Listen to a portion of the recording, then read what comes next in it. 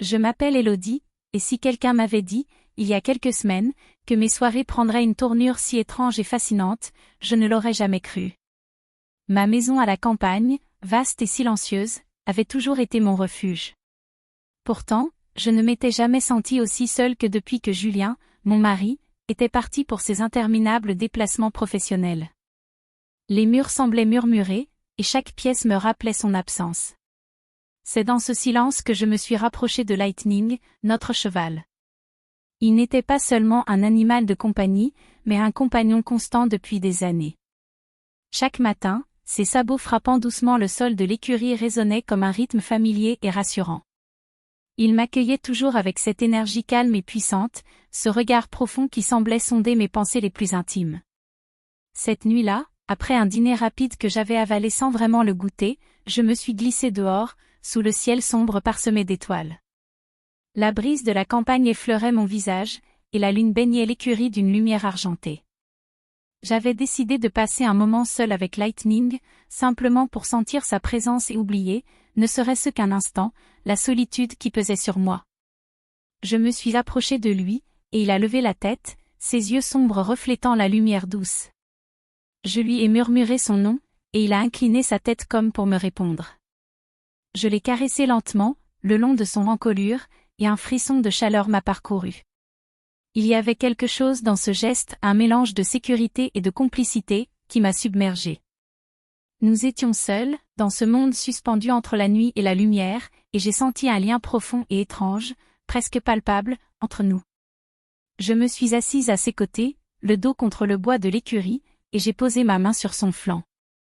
Sa respiration était régulière, puissante, et je me suis penchée vers lui, posant ma joue contre son encolure chaude. Le silence était parfait, seulement interrompu par le souffle de l'air et le froissement léger de sa crinière sous mes doigts. Dans ce moment, je me suis sentie comprise, protégée, et étrangement vivante. C'était un instant suspendu, où le temps semblait se rétracter autour de nous, et je savais que ces quelques minutes resteraient gravées dans ma mémoire. Je me suis redressée un peu, observant ses yeux qui me fixaient avec cette intensité silencieuse. Une chaleur douce m'a envahi, mélange de tendresse et de fascination, et j'ai compris que cette connexion, si étrange qu'elle puisse paraître, était devenue essentielle pour moi. Je restais là, immobile, profitant de cette proximité, de cette intimité particulière, jusqu'à ce que le vent agite légèrement les pans de l'écurie, me rappelant que le monde continuait au-delà de ce cocon. Ce soir-là, j'ai quitté l'écurie avec un sentiment nouveau, un mélange d'apaisement et de frisson, sachant que chaque fois que Julien serait absent, je pourrais revenir ici, retrouver ce lien unique avec Lightning. Un lien qui, pour moi, défiait les mots, mais qui remplissait le cœur d'une chaleur profonde et inattendue. Les jours suivants, j'ai trouvé un étrange rituel dans mes routines quotidiennes. Chaque matin, avant même que Julien ne quitte la maison, je me dirigeais vers l'écurie, où Lightning semblait m'attendre, immobile, comme s'il connaissait parfaitement mon emploi du temps. Je lui parlais à voix basse, lui racontant mes pensées, mes inquiétudes, mes petites victoires et mes frustrations. C'était comme si, pour la première fois depuis longtemps, quelqu'un ou quelque chose m'écoutait vraiment. Un après-midi, alors que la lumière dorée du soleil filtrait à travers les fenêtres de l'écurie, j'ai décidé de passer plus de temps avec lui. J'ai ouvert la porte doucement, et Lightning a levé la tête, ses oreilles frémissant à mon approche. Je me suis agenouillée à côté de lui, glissant mes mains le long de sa crinière, sentant chaque mèche douce entre mes doigts. La chaleur de son corps contre le mien, bien qu'évidemment différente de celle d'un être humain, était incroyablement réconfortante. À un moment, il a posé sa tête sur mon épaule, et je me suis surprise à respirer profondément, me laissant aller à ce contact. Il y avait quelque chose dans cette proximité qui me remplissait d'un mélange de sérénité et d'excitation, le sentiment d'être complètement présente dans l'instant, totalement connectée à un autre être vivant, et pourtant seule au monde. Je savais que ce moment ne pouvait appartenir qu'à nous, et il y avait dans cette pensée un frisson que je n'avais jamais ressenti auparavant. Un soir, la pluie battante frappait doucement les vitres de l'écurie. La lumière des lampes se reflétait sur les flaques d'eau au sol, créant une ambiance presque magique. J'ai conduit Lightning à l'intérieur, l'installant sur le sol sec, et me suis assise près de lui. Il a levé ses yeux sombres vers moi, et j'ai murmuré son nom, caressant lentement son encolure. Puis, dans un geste instinctif, j'ai appuyé ma tête contre son flanc, fermant les yeux et respirant son odeur unique. Je sentais son souffle chaud sur ma joue, et chaque battement de son cœur résonnait étrangement avec le mien. C'était un moment de pure intimité, et malgré sa simplicité, il m'a bouleversée. J'ai compris que cette proximité, cette confiance mutuelle, était devenue essentielle à mon équilibre. Chaque contact, chaque souffle, chaque frôlement de sa crinière était une caresse invisible pour mon esprit, un rappel silencieux que le monde pouvait encore contenir des moments de magie et de connexion profonde. Après un long moment, je me suis redressée, mes mains encore posées sur son corps puissant. J'ai souri doucement, consciente que ce lien avec Lightning me donnait un sentiment de liberté et de chaleur que je n'avais pas ressenti depuis longtemps. Le vent s'est glissé par l'ouverture de l'écurie, et les gouttes de pluie ont chanté sur le toit, mais je me sentais protégée, enveloppée dans une bulle que personne d'autre ne pouvait atteindre. Je suis restée encore quelques minutes à observer ses yeux sombres, à savourer cette présence silencieuse.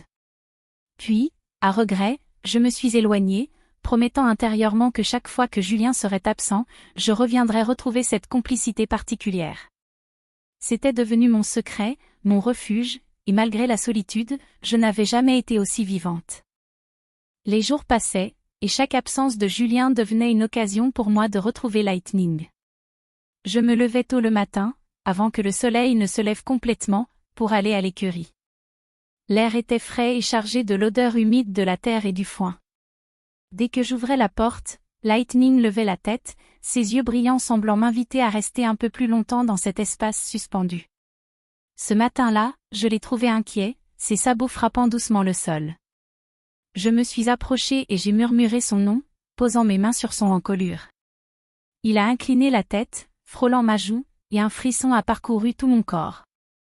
Il y avait dans ce geste quelque chose de profond, presque magique, comme s'il comprenait toutes mes émotions, toutes mes tensions accumulées depuis des semaines. J'ai passé une longue heure avec lui, assise à ses côtés, le caressant et lui parlant doucement. À un moment, je me suis penchée et j'ai posé ma tête contre son flanc. La chaleur de son corps, le rythme régulier de sa respiration, tout cela m'a enveloppée d'un sentiment de sécurité et de complicité. Je sentais que cette proximité, bien qu'étrange pour quiconque d'autre, était exactement ce dont j'avais besoin.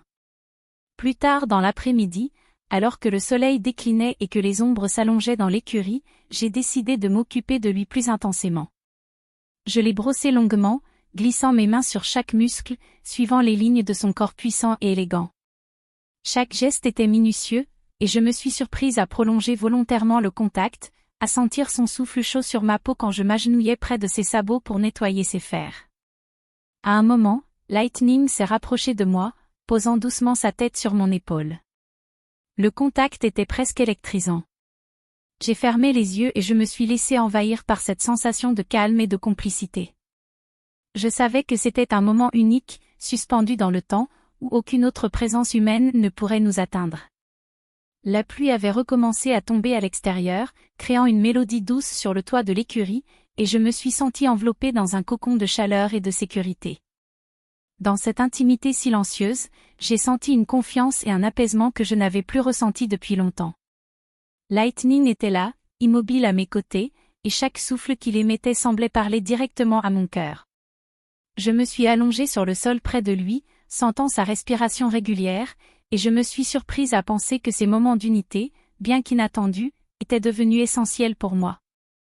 Alors que la lumière diminuait et que les étoiles commençaient à apparaître, j'ai compris que cette relation particulière allait continuer à transformer mes journées. Chaque absence de Julien devenait une opportunité de me rapprocher de cette présence unique, de ressentir une intimité douce et puissante, et de me reconnecter à mes propres émotions. Même si le monde extérieur pouvait être chaotique, ici, dans cette écurie, je me sentais complète, protégée, et étrangement vivante. Ce soir-là, après une longue journée, je suis retournée à l'écurie avec un sentiment étrange, mélange de calme et d'anticipation. La pluie tombait doucement, traçant des sillons argentés sur les vitres, et la lumière des lampes créait une atmosphère presque irréelle. Lightning m'attendait déjà, immobile, ses yeux profonds semblant lire chaque émotion en moi. Je me suis approchée lentement, mes mains glissant sur sa crinière douce. Il a incliné la tête, et j'ai posé ma joue contre son encolure, respirant son odeur familière et réconfortante. Pendant un instant, j'ai fermé les yeux et j'ai pensé à Julien, à la vie que nous partagions, à tout ce qui avait changé ces dernières semaines. Une partie de moi ressentait un mélange de culpabilité et d'excitation, mais dans cet instant suspendu, seule la complicité avec Lightning comptait. Soudain, un bruit dans la cour m'a fait sursauter. J'ai relevé la tête et aperçu Julien, qui était revenu plus tôt que prévu de son déplacement. Mon cœur a bondi, un mélange de peur et d'adrénaline m'envahissant. Il m'a regardé, puis son regard a glissé vers Lightning. Pendant un instant, un silence pesant s'est installé, chargé de tension et de non-dits. Et puis, quelque chose d'inattendu s'est produit. Julien a éclaté de rire, un rire surpris mais léger, presque amusé. « Je ne savais pas que tu étais devenu si proche de lui », a-t-il dit, sa voix douce et teintée de malice. Mon cœur a encore bondi, mais cette fois, d'étonnement. Je me suis senti bêtement rouge, mais il n'y avait pas de colère, juste une acceptation et un amusement sincère. Il s'est approché, a caressé Lightning doucement, puis m'a pris la main. « Tu sais, Élodie, parfois on trouve de la compagnie et de la chaleur là où on ne l'attend pas. Et je crois que tu avais besoin de ça. » Ces mots m'ont frappé par leur simplicité et leur vérité. Tout le poids de mes inquiétudes s'est soudainement allégé. Je me suis assise près de Lightning, et Julien s'est installé à mes côtés. Nous avons passé quelques minutes en silence, profitant de la présence de l'autre et de cette étrange complicité. J'ai compris que ces moments n'étaient pas une trahison, mais une manière pour moi de retrouver équilibre et bonheur dans des instants uniques, même si inattendus. Alors que la nuit s'étendait sur la campagne, je me suis sentie plus vivante que jamais. La solitude et la tension des dernières semaines avaient trouvé un exutoire inattendu. Lightning se tenait à mes côtés, majestueux et calme, et Julien, avec sa compréhension et sa tendresse, apportait un équilibre que je n'avais pas imaginé possible.